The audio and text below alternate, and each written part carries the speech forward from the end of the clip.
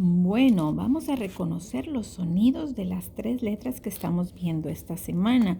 Ayer dijimos que la letra se llama A, mayúscula y minúscula, ¿verdad? Y suena A. Pero para que me quede en mi cabecita el sonido, yo lo que voy a decir siempre es A, A, A. O, O, O.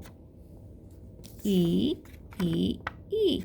Esos son los sonidos, pero además voy a tratar de usar mis 2 deditos y puedo trazarlos con mis 2 deditos. Acuérdate, usas tus 2 deditos, el dedo índice y el del medio, y vas a empezar a decir A, A, A.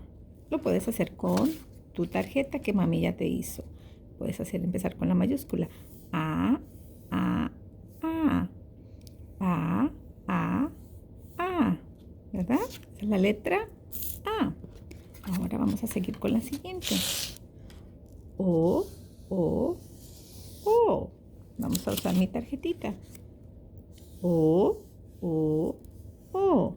Mayúscula. O, O, O. Minúscula. Muy bien.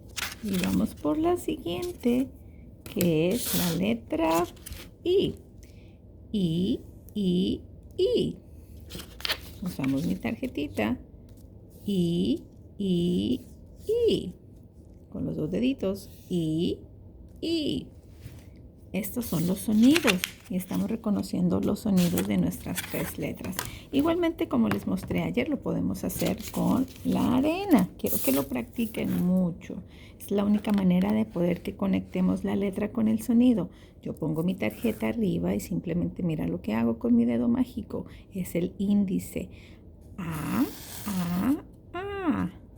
A, A, A. Luego la minúscula. A, A, A. Practícala todas las veces que quieras. Esto es como un juego y lo puedes hacer con las 3 letras que apenas estamos aprendiendo. Ahora vamos con la siguiente. O, O, O.